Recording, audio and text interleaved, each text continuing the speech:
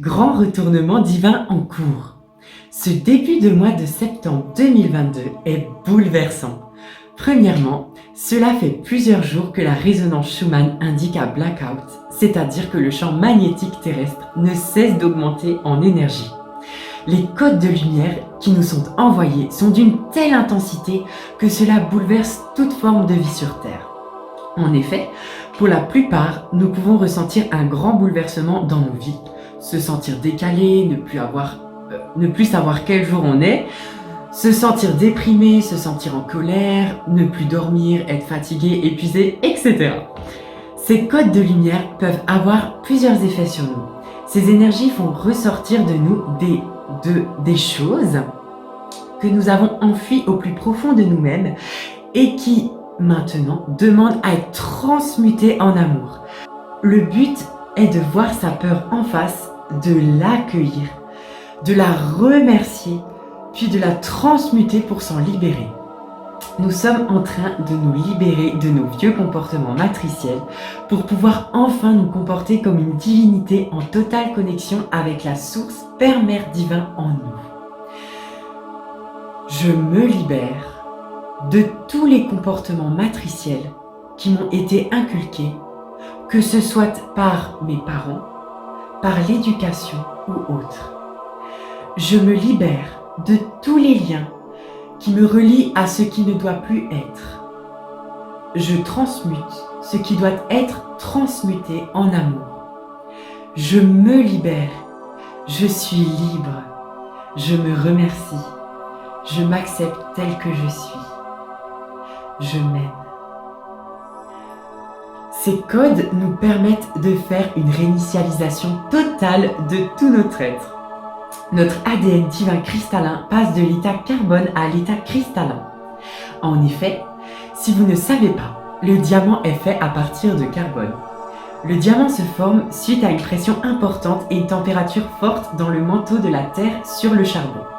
Mais pour que le diamant naisse réellement, il est indispensable que la transformation se fasse avec une pression de 45 à 60 kbar et une température de pas moins de 2000 degrés Celsius.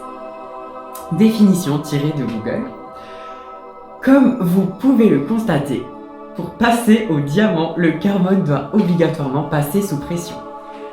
Ce que vous pouvez comprendre de cela, c'est que nous aussi, nous vivons cette pression de transformation, passer de l'être humain animal à l'être humain divin qui se souvient de qui il est, en connexion totale avec sa divinité intérieure qu'il manifeste à l'extérieur.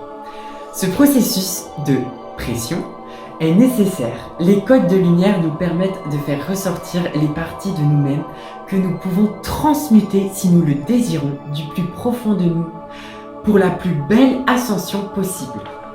Ces codes de lumière nous permettent aussi d'atteindre notre point zéro intérieur, c'est-à-dire l'unité totale de tout notre être accompli. Ce point zéro du moment présent, éternel, où résident toutes les réponses et trésors de l'univers. Je suis au point zéro. Je suis le moment présent. Je suis la voie, la vérité et la vie. Il y a aussi des impacts sur la Terre comme des tremblements de terre, des volcans qui se déchaînent, etc. Deuxièmement, nous avons pu constater qu'une grande personnalité est morte le 8 septembre, sachant que le lendemain était le portail du 9-9-2022. Le 9 qui n'est autre que le 6 inversé. Ce passage de la mort de cet être montre que le règne du 666. Personnellement, je ne vois pas ce chiffre comme quelque chose de négatif, mais il est utilisé par les personnes archontes, etc., pour faire référence au diable.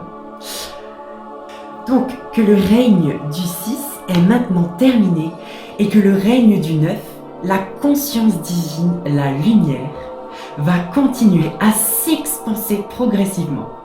Le 9, qui est le grand retournement intérieur. Nous sommes dans ce grand retournement.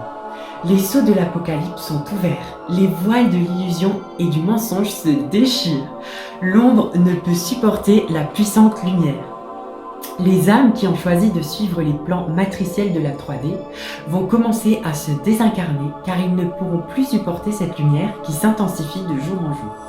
Le règne de l'ombre est terminé. La lumière reprend sa juste place.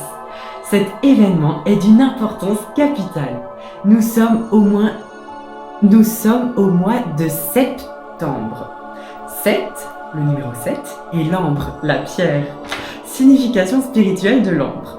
La pierre est également associée au dieu Apollon, dieu entre autres du soleil et de la lumière, parce qu'elle contient des millénaires d'histoire, ce dont témoignent les petits animaux et autres végétaux emprisonnés dans la résine fossilisée.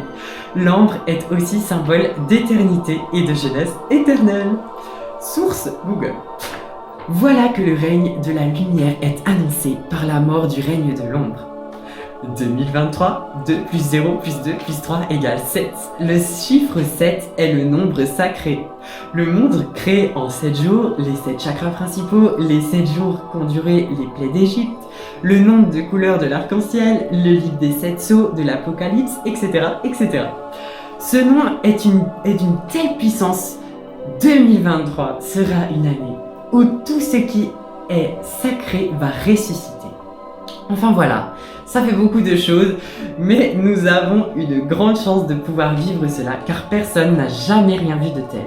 Bénissons chaque instant que nous vivons, soyons dans la gratitude de pouvoir respirer et pouvoir admirer à quel point nous sommes en train de ressusciter à la divinité que nous sommes. Restons dans l'instant présent, soyons dans l'accueil total de tous ces processus de transformation qui ne sont pas forcément agréables sur le coup, mais qui nous permettent de vivre encore plus libres que jamais grâce à toutes ces libérations. Bénissez tout ce qui est et soyez dans la joie de pouvoir vivre tout cela. Reposez-vous au maximum, hydratez-vous bien. Je vous aime de tout mon cœur et vous envoie absolument tout mon amour. Je vous envoie tout mon soutien pour ces processus de transformation et de transmutation intenses. Soyez tous bénis, je vous aime inconditionnellement. Théo ACNL.